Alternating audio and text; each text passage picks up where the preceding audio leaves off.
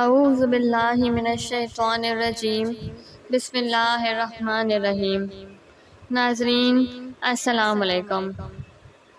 Video شروع کرنے سے پہلے میری آپ تمام لوگوں سے گزارش ہے کہ ایک مرتبہ محبت اور عقیدت کے ساتھ سرکار دو جہاں صلی اللہ تعالیٰ علیہ وآلہ وسلم کی ذات بابرکت پہ درود پاک کا تحفہ پیش کر دیجیے۔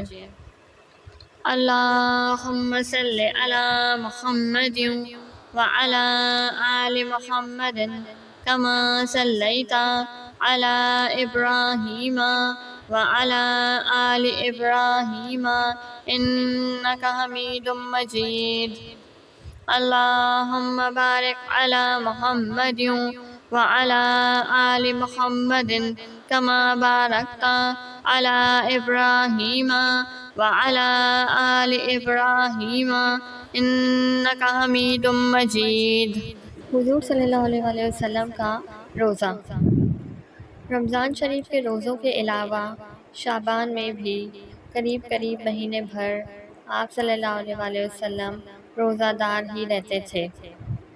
سال کے باقی مہینوں میں بھی یہی کیفیت رہتی تھی کہ اگر روزہ رکھنا شروع فرما دیتے تو معلوم ہوتا تھا کہ اب کبھی روزہ نہیں چھوڑیں گے، پھر ترک فرما دیتے تو معلوم ہوتا تھا کہ اب کبھی روزہ نہیں رکھیں گے۔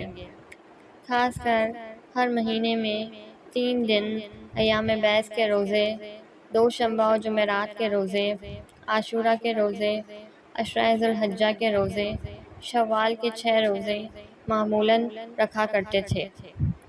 کبھی کبھی آپ صلی اللہ علیہ وآلہ وسلم صوم و سال بھی رکھتے تھے، یعنی کئی دن رات کا ایک روزہ، مگر اپنی امت کو ایسا روزہ رکھنے سے منع فرماتے تھے۔